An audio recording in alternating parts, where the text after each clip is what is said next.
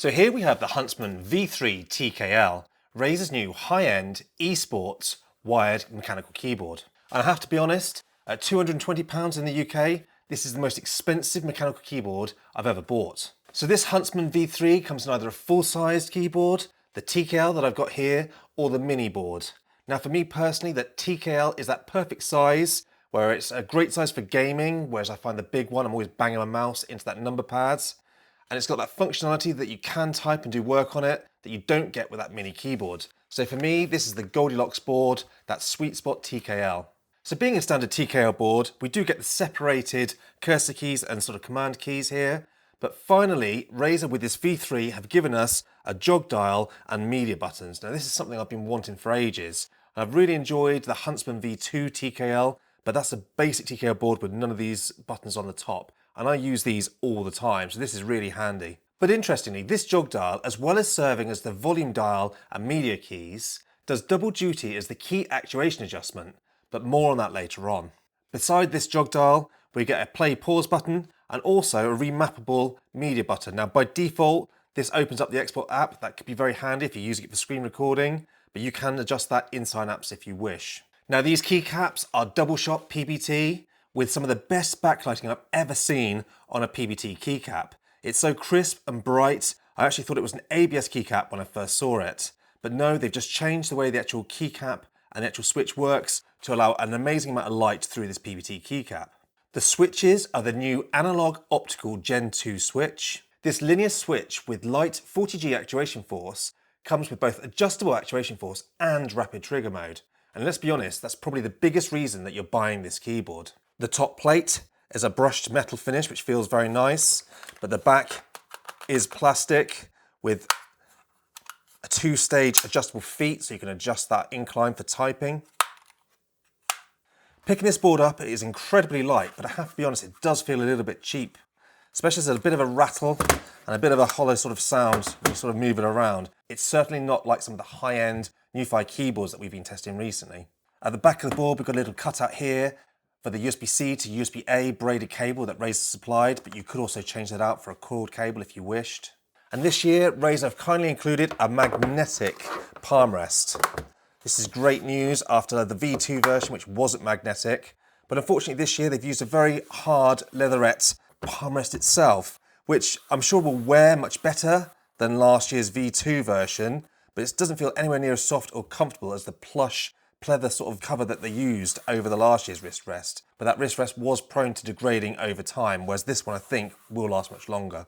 And the great news with this keyboard is that they do actually provide onboard profiles, because I know a lot of people do hate Razer Synapse software. With this board, it comes with a load of default profiles built in that you can actually adjust on the fly with some of the keyboard commands, or you could install Razer Synapse, set up the profiles, put them onto the board and forget about it and uninstall Synapse. But for the purpose of this video, we'll be going to be looking at it in Synapse so I can demonstrate the new switches and the new features of this keyboard.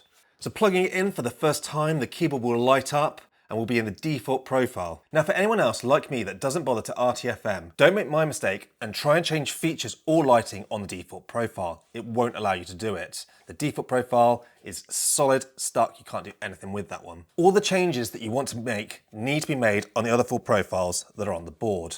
Now Razer handily give us a few decent, distinct profiles such as the FPS, the analog and the racing profiles. So they get you started. Now you can adjust those and save them back to the board, or you can create your own and drag them to the board, whichever suits you. Adjustments can be made per selected key or groups of keys or even the whole keyboard, and can be adjusted from 0.1 to 4mm of actuation force, making this keyboard incredibly adjustable to anyone's specific needs. If you want a light WASD keystroke, this board's got you covered. If you want a heavy Q or E so you're not accidentally hitting those, set that up in your profile and it's good to go.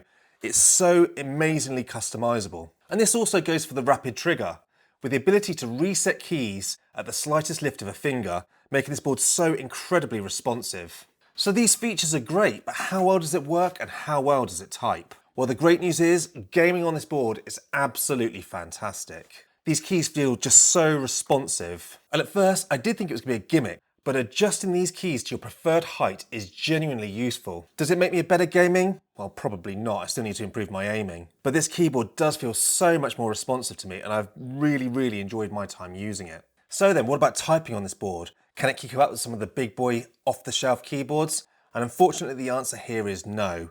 The actual typing sound profile on this keyboard is really quite average at best. Despite Razer saying that they've put in foam technology and other bits and pieces into this keyboard, the typing sound, it's got a bit of a hollow, a little bit of reverb. It's just nowhere near as good as some of the high-end NuFi keyboards that I absolutely love using day to day, such as their Halo range.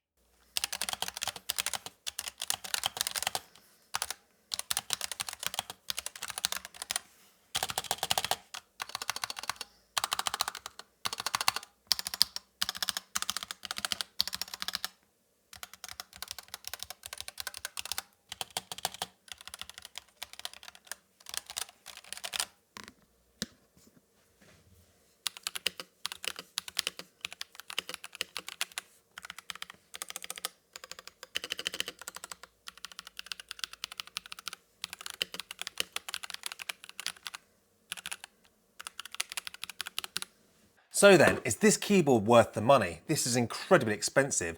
£225 in the UK for a wired, obviously customizable keyboard, and this is very niche.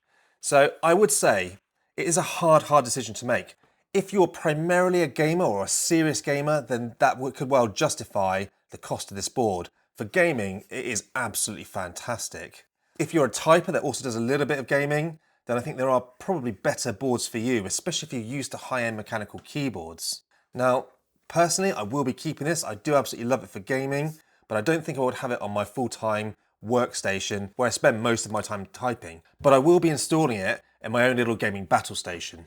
So as always, if you've got any questions, put it in the comment section down below and I will get back to you. And lastly, thank you for watching.